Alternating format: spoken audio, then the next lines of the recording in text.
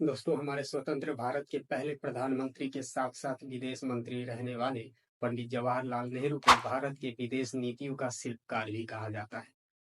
पर इस बात से बिल्कुल इनकार नहीं किया जा सकता कि पंडित जवाहरलाल नेहरू के विदेश नीतियों के कारण आज भी कहीं न कहीं भारत बहुत सारी मुसीबतों को झेल रहा है। नमस्कार दोस्तों, मैं वेद प्रकाश, आप देख रहे हैं नई न्यूज। दोस्तों, पंडित जवाहरलाल नेहरू के कई ऐसे कारनामे हैं जिनका खामियाजा ही नहीं, कीमत भी आज तक भारत को भुगतना पड़ रहा है। तो आइए आज की इस वीडियो में हम बातचीत करते हैं पंडित जवाहरलाल नेहरू के उन कारनामों के बारे में जिसका कीमत आज भी भारत को अदा करना पड़ रहा है। तो दोस्तों, इसमें सबसे पहला जो बात आता है निकल कर सामने, वो आता है भारत पाकिस्तान युद्ध। जी हाँ दोस्तों, आपको बता दें कि आज़ादी के बाद जैसे ही भारत और पाकिस्तान का बंटवारा होता है, बंटवारे के महज 2 महीने के बाद ही पाकिस्तान के द्वारा कश्मीर पर हमला कर दिया जाता है। हमले का जवाब सैन्य बल के द्वारा दिया जाता है, लेकिन तभी भारत के प्रधानमंत्री पंडित जवाहरलाल नेहरू सीज फायर का आदेश देते हैं। कहने का मतलब है पंडित जवाहरलाल नेहरू के द्वारा सेना को संघर्ष विराम करने का निर्देश दिया जाता है। इतना ही नहीं, पंडित जवाहरलाल नेहरू इस मुद्दे को लेकर संयुक्त राष्ट्र सुरक्षा परिषद के पास जाते हैं। और आपको ये भी बता दूं दोस्तों कि संयुक्त राष्ट्र सुरक्षा परिषद एक राजनीतिक निकाय है, ना कि कोई कानून का न्यायालय। पंडित नेहरू के द्वारा ऐसा किया जाने से भारत कहीं न कहीं विश्व के पश्चिमी देशों के नज़र में असुरक्षित हो जाता है और विश्व के पश्चिमी देशों के द्वारा लगातार भारत के राजधानी में सुरक्षा को लेकर चिंताएं जताई जाती हैं। परिणाम स्वरूप कश्मीर का मुद्दा दिनों दिन और भी बढ़ता जाता है। वहाँ के आम आवामों की तकलीफें बढ़ती जाती है और लंबे समय तक वहाँ की समस्याओं का कोई भी निदान मिल नहीं पाता है।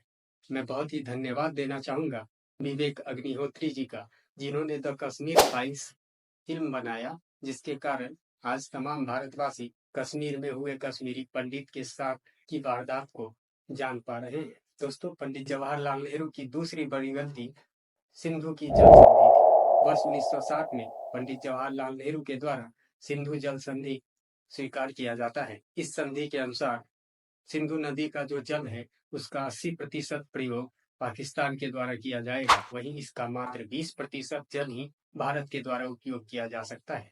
और आपको बता दें, पंडित जवाहरलाल नेहरू के द्वारा किए गए इस संधि के विरोध में भारत के कई वरिष्ठ नेताओं ने मंत्रिमंडल से अपना इस्तीफा दे दिया था, जिनमें श्यामा प्रसाद मुखर्जी, केसी नियोजी सहित कई अन्य शामिल थे।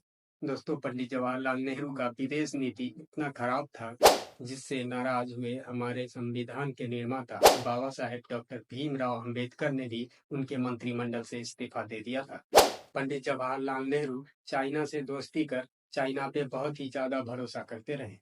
चाइना के साथ उनकी इस दोस्ती को देखकर सरदार वल्लभ भाई पटेल ने उन्हें स्पष्ट चेतावनी दी थी कि चाइना से उनकी यह दोस्ती भारत के लिए खतरा हो सकता है। पर अपने विचारधारा के आगे पंडित नेहरू कहाँ किसी की सुनने वाले थे। पंडित नेहरू इस नीतिगत दृष्टिकोण को मित्रता द्वारा रक्षा का नाम देते रहे और उन्हें इस बात का जरा भी अंदाजा नहीं था कि चीन कभी भी अपने फायदे के लिए उनके इस मित्रता को कुचलकर आगे आ सकता है।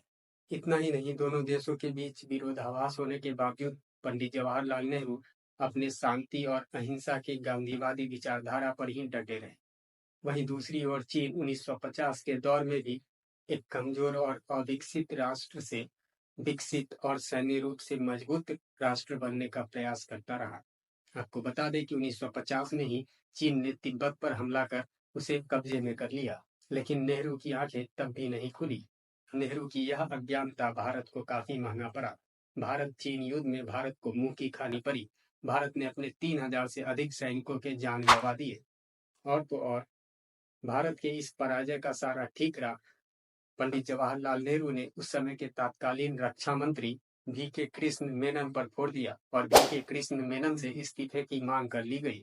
के बाद जो पंडित जवाहरलाल नेहरू की बड़ी गलती थी, वो थी परमाणु निरस्त्रीकरण। जी हाँ दोस्तों, परमाणु निरस्त्रीकरण, जिसके कारण भारत विश्व में अन्य देशों के मुकाबले काफी अरसे तक कमजोर नजर आता रहा। दोस्तों, परमाणु ऊर्जा और परमाणु हथियारों के विकास को लेकर भारत में विज्ञान और प्रौद्योगिकी की नींव तो रखी गई, लेकिन अहिंसा में नेहरू के दृढ़ विश्वास ने उन्हें परमाणु निरस्त्रीकरण के लिए प्रेरित किया, जिसका मतलब था भारत में परमाणु हथियारों को पूरी तरह खत्म करना, जो कि भारत के इतिहास में एक बार फिर बहुत ही बड़ी गलती थी। 1962 में चीन से मिली कड़ी हार के बावजूद पंडित जवाहरलाल नेहरू ने अपने विचारधारा को नहीं बदला।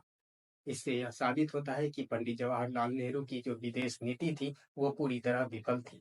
और आपको बता दें कि बाबा साहेब डॉक्टर भीमराव अंबेडकर ने लखनऊ यूनिवर्सिटी के छात्रों को संबोधित करते हुए कहा था कि भारत सरकार की विदेश नीति भारत को मजबूत बनाने में पूरी तरह विफल है।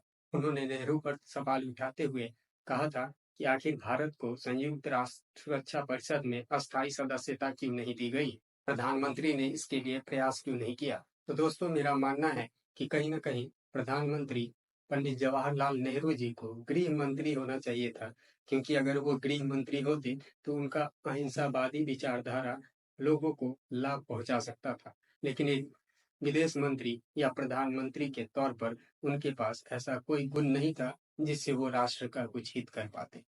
तो इस तरह की और भी वीडियोस देखने के लिए हमारे चैनल को लाइक और सब्सक्राइब करना बिल्कुल ना भूलें। मिलते हैं अगले वीडियो में दोस्तों, तब तक के लिए जय हिंद।